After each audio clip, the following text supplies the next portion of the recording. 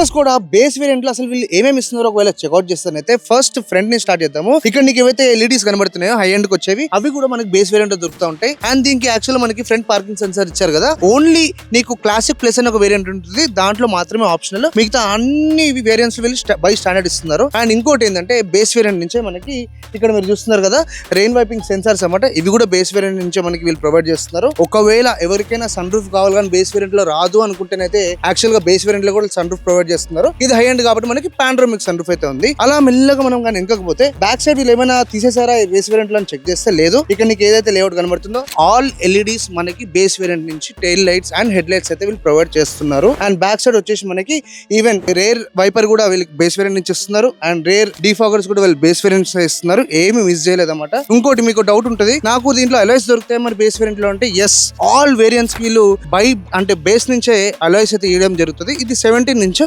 Base లో మనకి 16 నుంచి అయితే దొరికేస్తుంది. అండ్ బేస్ వేరియంట్ లో ఇంటీరియర్స్ లోపల కానీ ఏమైనా ఉంటే ఇక్కడ నీకు ఉంది కదా ఆటో డిమింగ్ IRVM, అది కూడా బేస్ వేరియంట్ ట్రిమ్ నుంచి మనకు అవైలబుల్ ఉంది. ఎంతో మంది మంచి డ్రైవింగ్ ఎక్స్పీరియన్స్ కోసం యూరోపియన్ కార్స్ కావాలనుకుంటారు కానీ బేస్ వేరియంట్ కొనే ఏదైతే బడ్జెట్ ఉంటుందో దాంట్లో మాక్సిమం ఫీచర్స్ కవర్ అయిపోవాలి అండ్ మెయిన్ గా ఎక్స్టీరియర్ బాగుండాలి కాబట్టి వీళ్ళు మెయిన్ ఫోకస్ బేస్ వేరియంట్ మీద కూడా పెట్టడం అయితే జరిగింది. మరి మీలో ఎవరైనా బేస్ వేరియంట్ లో ఇంట్రెస్ట్ ఉంటేనైతే కామెంట్ సెక్షన్ లో కామెంట్ చేయండి.